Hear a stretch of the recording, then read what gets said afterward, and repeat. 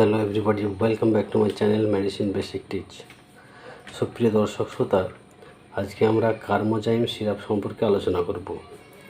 যে সমস্ত পেশেন্টরা গ্যাস, অম্বল, বদহজম, পেট ব্যথা, গলা ও বুক জ্বালা করা, ক্ষুধামন্দা প্রভৃতি সমস্যাতে ভুগছে, তাদের জন্য এই সিরাপটি মোস্ট এসেনশিয়াল। তো এই সিরাপটির ইউজ, ডোজ, সাইড ইফেক্ট সম্পর্কে বিস্তারিত জানার আগে আমার চ্যানেলটি সাবস্ক্রাইব করে পাশে থাকা বেল আইকনটি প্রেস করুন বিভিন্ন ধরনের ওষুধের ব্যবহার সম্পর্কে জানার জন্য এবং পরবর্তী ভিডিওর নোটিফিকেশন পাওয়ার জন্য। তো চলুন শুরু করি। এই কার্মোজাইম সিরাপটি মেন্ডিল ফার্মাসিউটিক্যাল প্রাইভেট লিমিটেড কোম্পানির। এই সিরাপটির বর্তমান প্রাইস 99 রুপিস।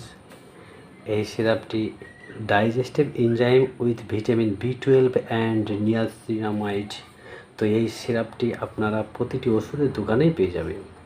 এখন আমরা এই কার্মোজাইম সিরাপটির ইউজ বা ব্যবহার সম্পর্কে জানব। যে সমস্ত পেশেন্টরা গ্যাস, অম্বলে ভুগছে, অর্থাৎ খাবার খাওয়ার পরে মুখ টক বা তেতো হয়ে যাচ্ছে এবং টক টক ঢেকুর উঠছে, সেই সমস্ত পেশেন্টদের ক্ষেত্রে এই সিরাপটি ভালো কাজ করে। আবার অনেকে আমাদের কাছে এসে বলে খাবার খাওয়ার পরে পেট ভার হয়ে যাচ্ছে, বা একটু খেয়েই মনে হচ্ছে অনেক খেয়ে ফেলেছি, বা পেট ভরে যাচ্ছে একটুতেই, খাবার খেয়ে অস্বস্তি ফিল করছি।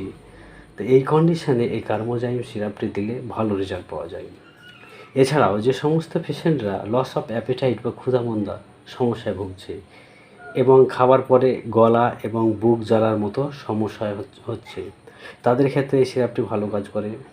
আবার অনেক পেশেন্ট এর খাবার পরে পেট ব্যথা করে এবং কনস্টিপেশন বা কোষ্ঠকাঠিন্য ভোগে, সেই সমস্ত পেশেন্টদের এই সিরাপটি দিলে ভালো রেজাল্ট পাওয়া যায়।